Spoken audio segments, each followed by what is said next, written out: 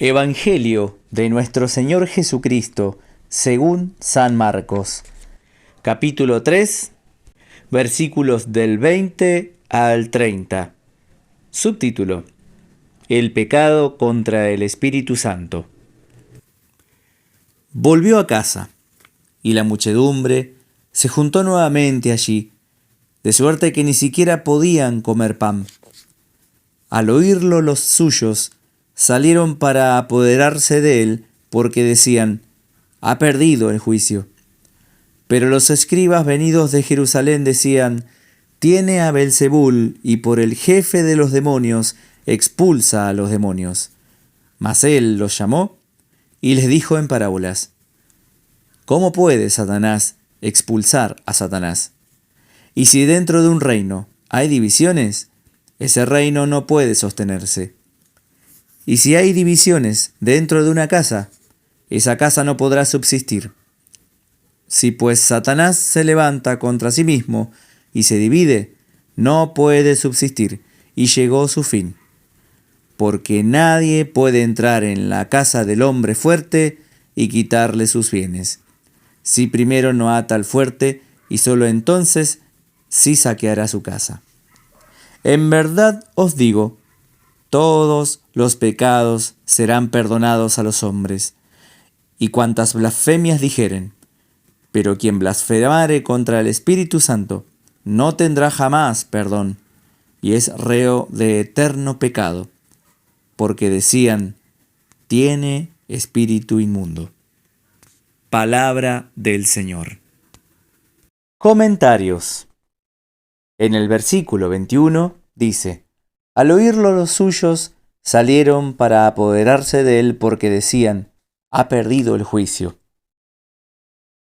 No porque el oído se horrorice de la frase, deja ésta de ser histórica.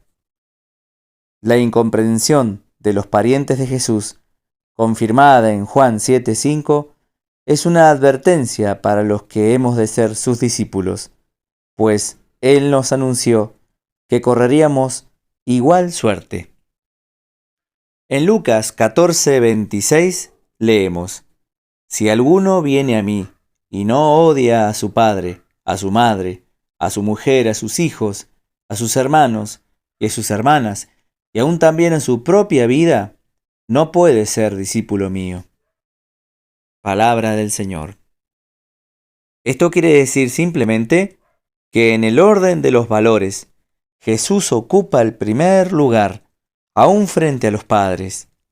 Nótese que, si bien el honrar padre y madre es un gran mandamiento del mismo Dios, Jesús se declara a él mismo instrumento de discordia en las familias, y nos previene que los enemigos estarán en la propia casa, donde el ambiente mundano o farisaico se burlará de los discípulos, como lo hacían del maestro sus propios parientes.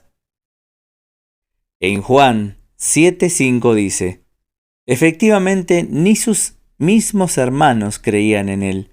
Jesús, por tanto, les respondió: el tiempo no ha llegado aún para mí. Para vosotros siempre está a punto. El mundo no puede odiarlos a vosotros. A mí, al contrario, me odia, porque yo testifico contra él, que sus obras son malas. Palabra del Señor. En Mateo 10:35 leemos: he venido en efecto a separar al hombre de su padre, a la hija de su madre, a la nuera de su suegra, y serán enemigos del hombre los de su propia casa. Quien ama a su padre o a su madre más que a mí, no es digno de mí, y quien ama a su hijo o a su hija más que a mí, no es digno de mí. Palabra del Señor. En Mateo 13:57 dice: y se escandalizaban de él. Mas Jesús les dijo: un profeta no está sin honor, sino en su país y en su familia. Y no hizo allí muchos milagros a causa de su falta de fe. Palabra del Señor. He aquí el gran misterio de la ceguera, obra del príncipe de este mundo, que es el padre de la mentira, y cuyo poder es el de las tinieblas. Veían lo admirable de su sabiduría y la realidad de sus milagros, y en vez de alegrarse y seguirlo, o al menos estudiarlo, se escandalizaban. Y claro está, como tenían que justificarse a sí mismos, sus parientes decían que era loco, y los grandes maestros enseñaban que estaba endemoniado. Por esto es que él hablaba en parábolas, para que no entendieran sino los simples que se convertirían. Los otros no habrían podido oír la verdad sin enfurecerse, como sucedió cuando entendieron la parábola de los viñadores. Por eso es Jesús signo de contradicción, y lo seremos también sus discípulos, a causa del misterio de la iniquidad, o sea, del poder diabólico, cuyo dominio sobre el hombre conocemos perfectamente por la tragedia edénica, y cuyo origen se nos ha revelado también, aunque muy arcanamente, en la rebelión de los ángeles, que algunos suponen sucedió en el momento situado entre Génesis 1 y 2. El versículo 22 dice: Pero los escribas, venidos de Jerusalén, decían: Tiene a Beelzebul, y por el jefe de los demonios expulsa a los demonios.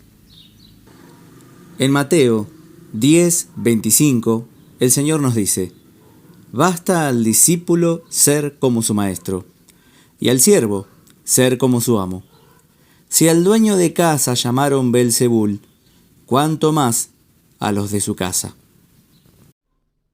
Beelzebul, dios de las moscas, es un nombre despectivo que los judíos daban a Satanás o a alguno de los príncipes de los demonios. En el cuarto libro de Reyes 1:2 leemos: Un día se cayó Ocosías por una ventana de su aposento alto en Samaria, de modo que quedó enfermo. Despachó pues mensajeros, a los cuales dijo: Id y consultad a Beelzebub, dios de Acarón, si acaso sanaré de esta enfermedad. Beelzebub, que significa Baal, o señor, de las moscas, era nombre del ídolo de Acarón, una de las 5 ciudades de los filisteos. Ese ídolo representaba la exuberante fecundidad de la naturaleza que se muestra en las moscas. Opinan algunos que por medio de ellas se daba oráculos a los consultantes. Los judíos usaban el nombre para designar al príncipe de los demonios. El texto griego dice Beelzebul, lo que significa Baal del estiércol. Este fue el pecado que cometieron los jefes de la nación judía, el atribuir a Satanás lo que era obra del Espíritu Santo. Jesús hace ostentación de mansedumbre al detenerse a demostrar lo absurdo de tan blasfemas aseveraciones. La referencia de este texto lo encontramos en Mateo 12, del 24 al 28, en el Evangelio según San Lucas 11, 15 al 20, y en el Evangelio según San Juan 10, 20 y 16, 9. En Juan 10, 19 dice: Y de nuevo los judíos se dividieron a causa de estas palabras. Muchos decían: Es un endemoniado, está loco. ¿Por qué lo escucháis? Y otros decían: Estas palabras no son de un endemoniado. ¿Puede acaso un demonio abrir los ojos a los ciegos? Y en Juan 16, 8, nuestro Señor nos dice: Y cuando Él venga, presentará querella al mundo por capítulo de pecado, por capítulo de justicia y por capítulo de juicio. Por capítulo de pecado, porque no han creído en mí. Palabra del Señor. Vemos aquí cómo Jesús se refiere únicamente al pecado de incredulidad, mostrándonos qué tal es el pecado por antonomasia, porque pone a prueba la rectitud del corazón. El versículo 29 dice: Pero quien blasfemare contra el Espíritu Santo no tendrá jamás perdón, y es reo de eterno pecado. La blasfemia contra el Espíritu Santo se caracteriza por la malicia y endurecimiento del pecador. De ahí la imposibilidad de que sea perdonada. La misericordia no puede concederse al que no quiere aceptarla.